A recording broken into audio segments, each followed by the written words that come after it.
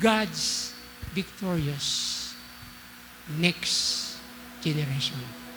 At alam mo ba yung susi, kung sino may hawak ng susi? Para magtagumpay ang mga susunod na henerasyon? Praise God. Sa'yo. Sa'yo. Ikaw na isang lingkod ng Diyos. Ikaw na isang tagasunod ng ating Panginoon. Hawak mo yung susi na yan. Praise God. Praise the Lord. Sa umagang ito, naway maitalaga natin ang ating mga sarili sa ating Panginoon. Kapag inisip natin, plano natin yung mga kayamanan sa mundo, sabi ng Panginoon, hindi yan katunayan na ikaw ay maligtas. Gamitin natin yung ating mga tinatangkilik. Pero wag naman ubusin. Wala ka na. No, mali yan. Kasi sabi ng Panginoon, bibigay ko daw ito. No. Magiging balance tayo. Amen? Nung ako po nasa Operation Blessing, meron kaming pinag-aral, balance ministry. Praise God. Ano yung balance ministry? Kapag nagtatanim ka, ano ginagawa mo sa lupa?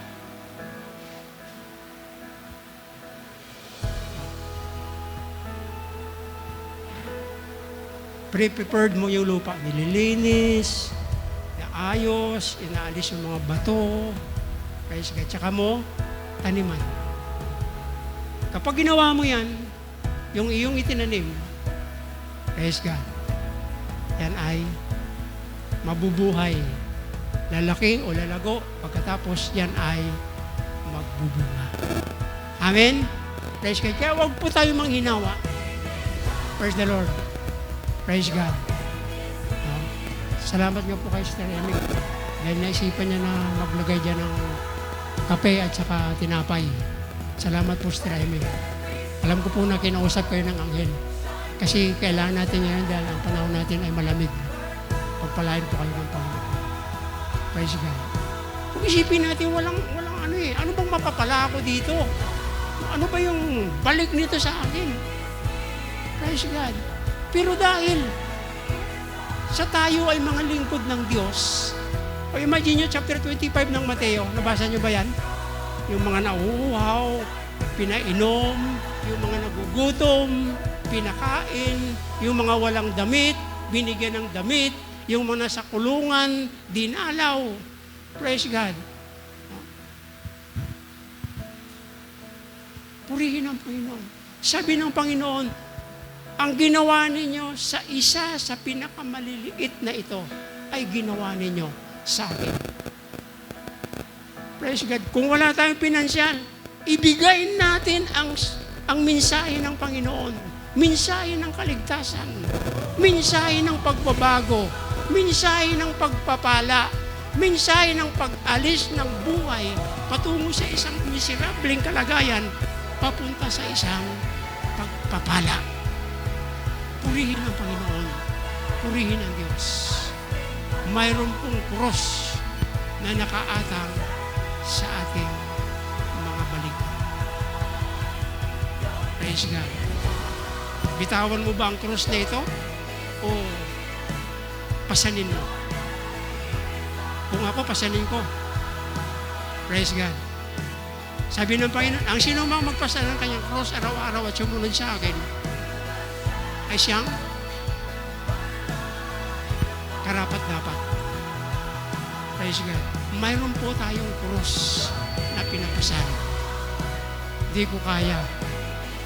Kasi pinapasan mo ng sarili. Hindi mo alam, habang buhat-buhat mo ang cross na yan, praise God, kapag ikaw ay nabibigatan sa panahon na hindi mo na kaya, nawawala na yung iyong lakas, nandyan ang gabay at ang tulong ng ating Panginoon. Dapat po hindi po ito maalis sa isipan at puso natin bilang mga Kristiyano. Praise God.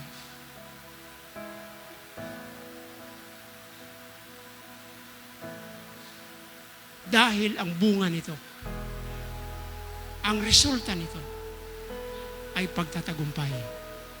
Nais ng Diyos ng kanyang mga anak ay magtatagumpay. Habang tayo humahayo, gumagawa, sanda ko man po tayo, hanapin natin yung free natin na oras. Mayroon tayo niyan. Amen. Praise God. Ay, pagod ako, pahinga muna ako. Praise God. Praise the Lord. Eh, magpahinga ka. Naantok ako, tulog ako. Eh, di matulog ka. Wala naman problema eh. Praise God. Pero ginigising ka na ng Holy Spirit, inuuga ka na ng Holy Spirit, tulog ka pa rin. Yung bang panahon na sana na ibahagi mo naman sa iba. Ibigay mo naman sa iba.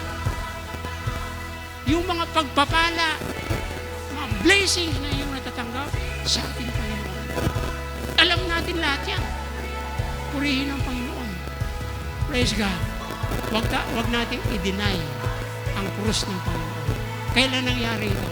Nung tayo nagiging mga Christian. Amen? Praise God. Sabay-sabay, ang ating tema, God's victorious next generation. Amen? Isa sa atin ang susi. Ibahagi mo. Buksan mo ang pinto. Praise God. Akayin mo ang mga tao papunta sa pintuan. Buksan mo. Praise God. Mayroon kang authority. Mayroon kang kapangyarihan para magiging matagumpay, success, pagpapala sa ating mga susunod na henerasyon. Kaya hindi totoo yan. No? Sabi lang nila yan, na ang ating mga anak, ang ating apo ng ating apo ng ating mga apo, apo ng ating mga apo, ay siyang magbabayad. No. Praise God.